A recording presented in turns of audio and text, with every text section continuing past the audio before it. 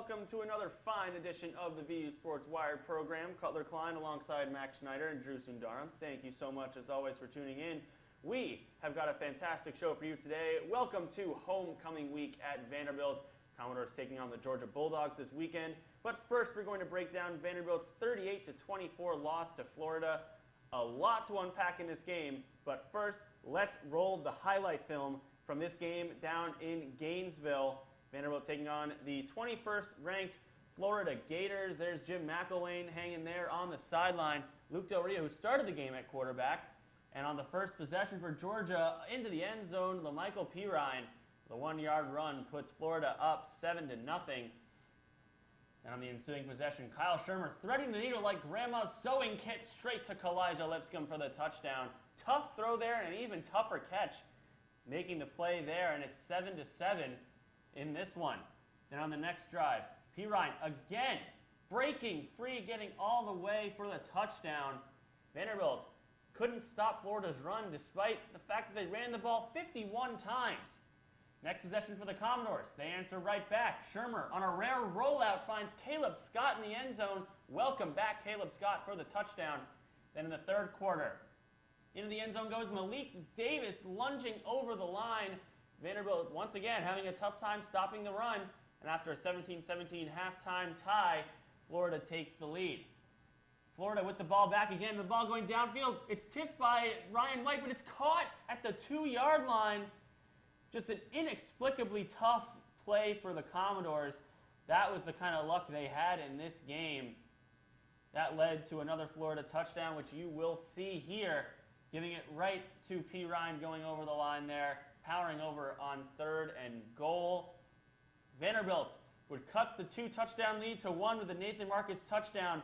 But on the next drive, Vanderbilt once again couldn't stop the run. 4th and 1, there goes Malik Davis to the house.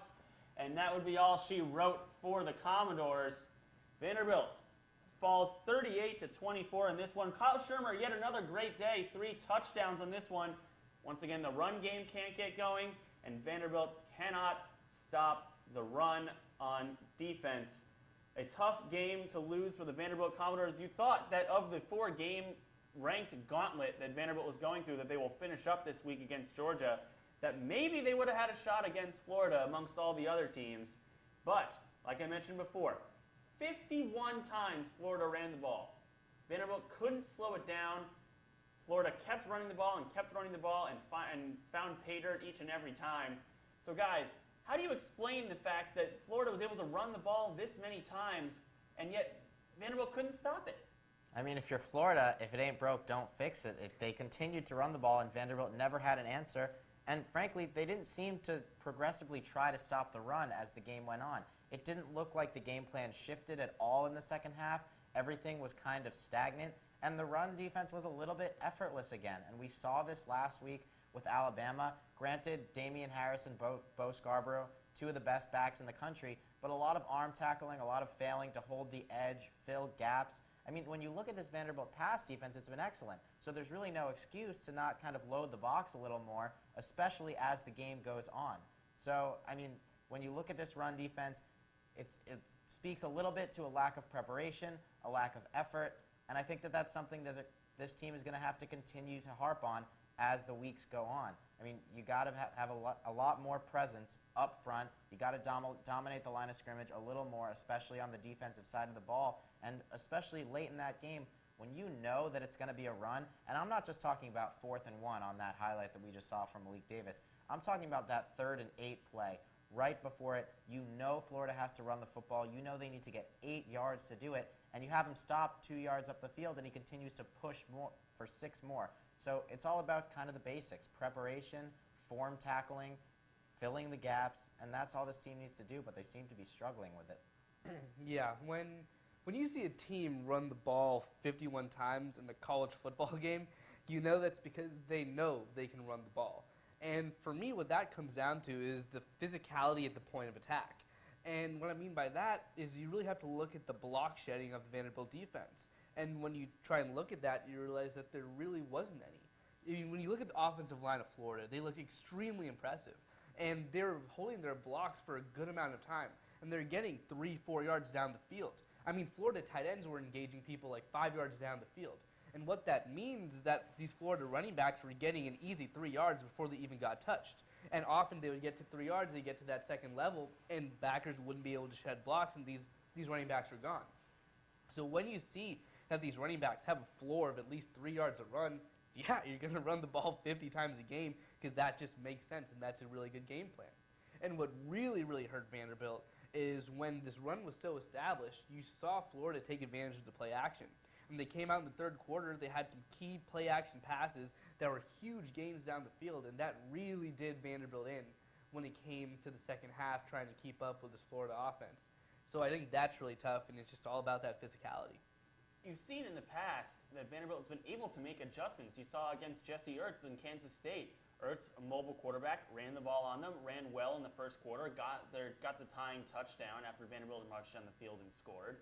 And then they adjusted. They were able to stop them. They were able to slow him down a little bit more. They prepared for him to run a little bit more. They should have been prepared in the first place to have him run because, of course, it's Jesse Ertz. But the point is, Vanderbilt has shown the ability to adjust on the fly, to make changes that will allow them to be better against running teams. Why weren't they able to do it against Florida? Where were the adjustments that we'd seen this team be able to make before?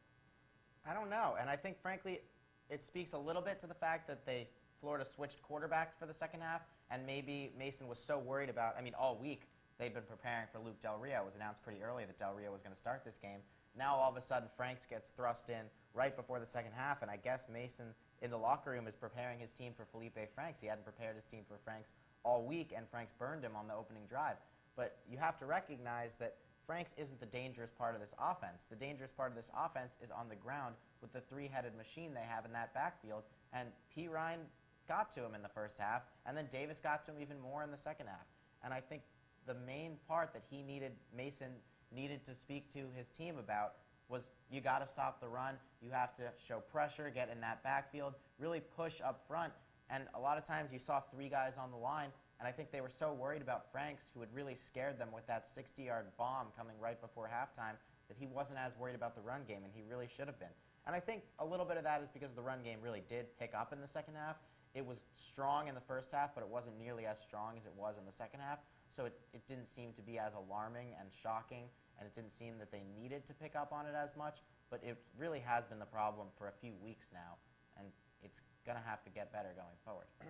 I think a really interesting thing about the Kansas State example is that when they had to shut down that run game, it was really shutting down the quarterback power.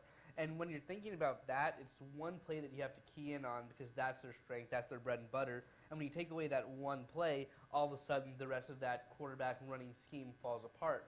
Whereas when you look at their problem against Florida, it was just that raw physicality and actually being able to do the fundamentals to stop the run game. So when you're thinking about it in that sense, it's almost, is it a game plan thing or is it an actual coaching, actually being able to physically get off these blocks and actually make the tackle type of thing? And one of those problems is a game plan that can be fixed, and another one of those problems is how do you coach your guys to just be stronger and better? It's a tough problem to solve. Yeah. How do you also explain the discrepancy between how good Vanderbilt's been in pressuring the quarterback? They're racking up sacks this year. Right from the get-go, they were racking up sacks, and yet the run game has been the run defense, I should say, has been so lackluster. Does it take a different skill set to be able to stop the run versus pressure the quarterback? Yeah, it does. And I think Vanderbilt, especially in Charles Wright, has shown a great ability in the pass rush, and I think that's something they do well. But in doing that, I think a lot of times it opens up holes between tackle and guard right there. When Wright rushes around the corner, that's a lot of where those run plays are going. You saw on that touchdown to Malik Davis at the end of that game, that's a halfback power. That's not right up the middle. It's a little bit to the side, and that's where they've been weak game in and game out. So I think a lot of these running lanes are actually exploited by an increased pass rush. Not only does it not take the same skill set, but one actually has counteracted the other a little bit in these past few weeks. And with that increased pass rush that Mason's bringing, it's left a little bit of a void in the run game. Right. I think that pass rush and run stuffing are actually two very different mentalities. Because when you're thinking about a pass rush, it's very much full steam ahead, keep outside contained, make sure no one gets outside the pocket, but it's very much just, hey, go get them. When you're thinking about run defense, it's very disciplined, stay in your lane, stay in your gap. It's all about knowledge and patience. And when you think about that, that difference could be very telling for why the pass rush is so much more effective than run defense. We will see if Vanderbilt can make those adjustments this weekend against the Georgia Bulldogs, 11 a.m. on ESPN from Vanderbilt Stadium. A couple of things Vanderbilt needs to work on in that game. We mentioned the run defense, but also running the ball itself. Coach Mason has called this offensive line, quote, soft. And Vanderbilt knows they need to be better in that game, whether that's in the play calling, whether that's in the blocking, and anything in that run game. They need to get it going. But if we had to prioritize one thing this week, guys, would it be trying to fix the run defense or trying to fix the running game on the offensive side? So I'm a little bit split on this, and not to harp on run defense because we just covered this, but there's a famous quote, and it goes, like, if your opponent doesn't score a point in the game, then the base is a tie. They literally can't win if they don't score points. So when you're looking at problems between defense and offense, I'm always tempted to favor defense because shutting down opponent's offense is always a better way to win a game. And again, when you look at our team, we have had increased offensive production. I mean, we still scored 24 points in this game, and Shermer looked incredibly impressive on some of these drives. But we're not a team that's built to win a horse race. And when you think about it in that sense, you really need our defense to pick up and to really, pardon the pun, really anchor us down and make sure that we're okay on that back end. But also, I think that this run game is incredibly important for the main fact that it feeds into the run defense a little bit. And what I mean by that is our offense is one that has a lot of really quick 3 and outs. And when you have a lot of quick 3 and outs, the defense is back on the field. And when the defense plays a lot more snaps, they get way more tired. And that contributes to physicality. And that contributes to actually being able to execute your game plan, especially when a lot of run defenses, hey, you need to be stronger, better, more physical. So I think if we had a better run game, a more proficient run game, a run game you can count on, and you're running the ball on first down and second in a mid-range type of game, all of a sudden you're chewing up more clock, your defense has more time to rest, your drives are longer, your time of possession is longer. I think that feeds into run defense a lot. Yeah, so I think these are unquestionably the 2 biggest holes in this team right now. But I'm going to have to double down on the run defense. And it's because it's been such a big problem in these last 2 games and has really exploited this team. I mean, over 500 yards rushing for Alabama last week.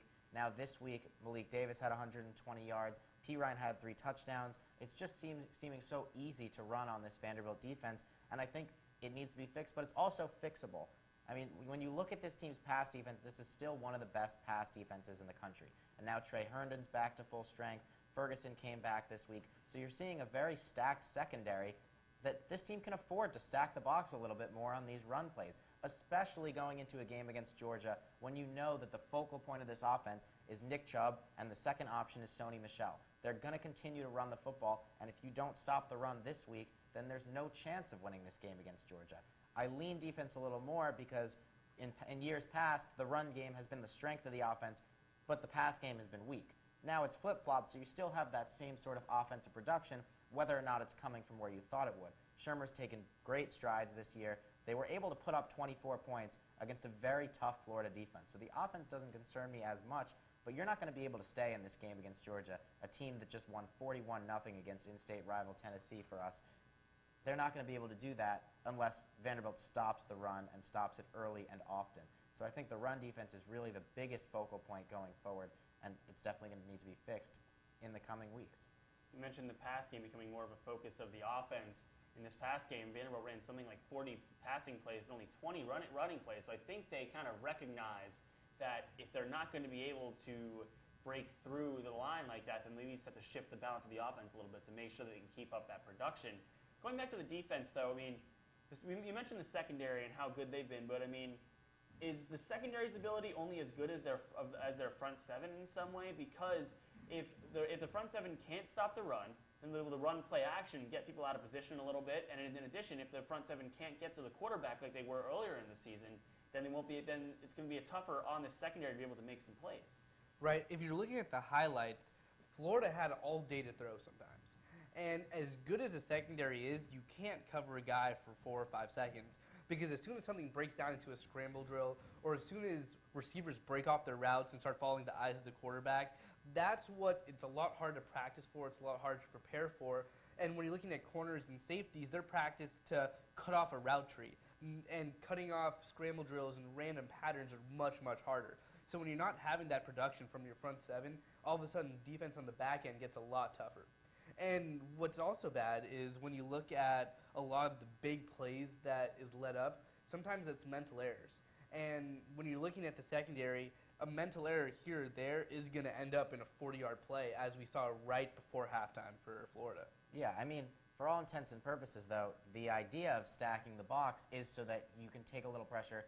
I mean, obviously, the initial first few seconds of that play is where it's all made in the secondary. But if you can rush the quarterback, if you can pressure and stop the run with that front seven, if you're stacking the box, then hopefully those corners don't have to cover 4 or 5 seconds.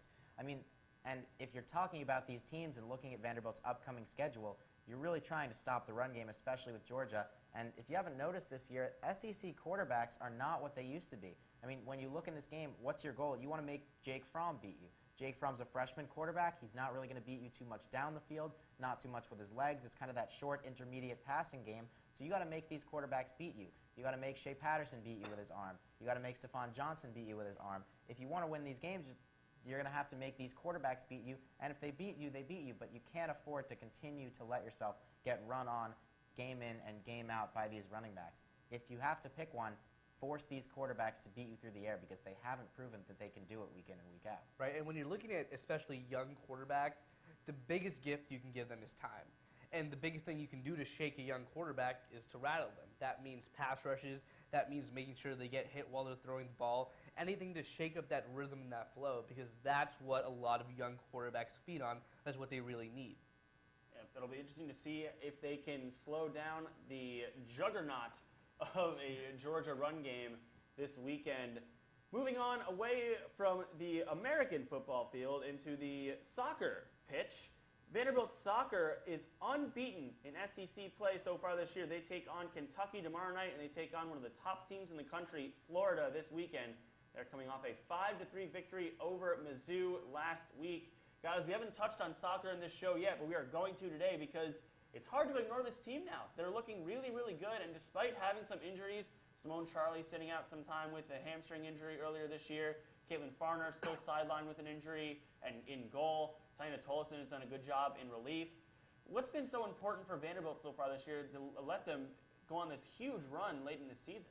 Well, I think if anything, it's the maturity of this team, and we've seen a lot of that maturity early on, especially from underclassmen.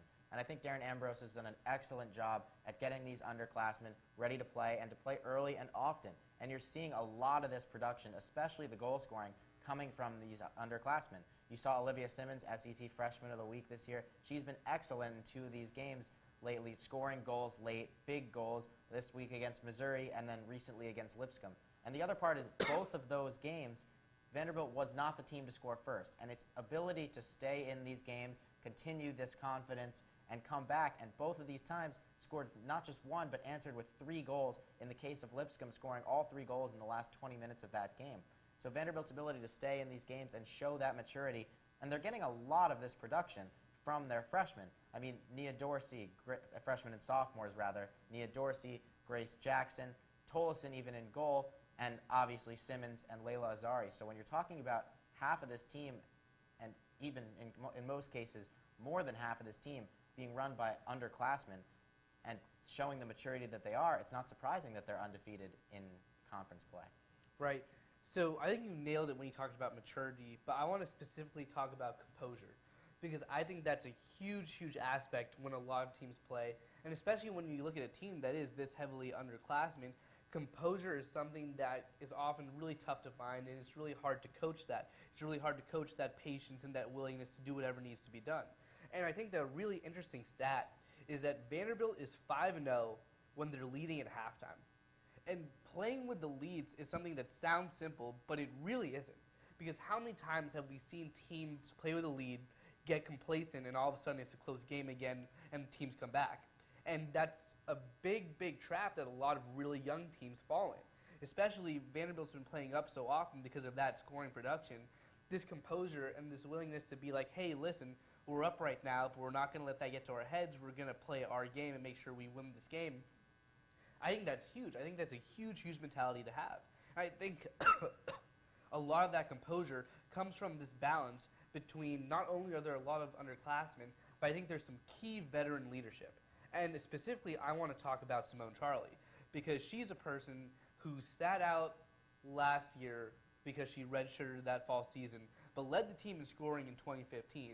And she's come back now, and she's a huge, huge part of this Vanderbilt offense, and she's instrumental in a lot of these scoring opportunities. So not only is the team really young, I think they have a lot of good veteran leadership that's extremely key in keeping them grounded. People like Simone Charlie and Stephanie Amack have done a phenomenal job in leading a lot of really young players. A bright future for soccer here in Music City, especially with that new MLS stadium plan that came out this week. So it'll be great to see this team grow.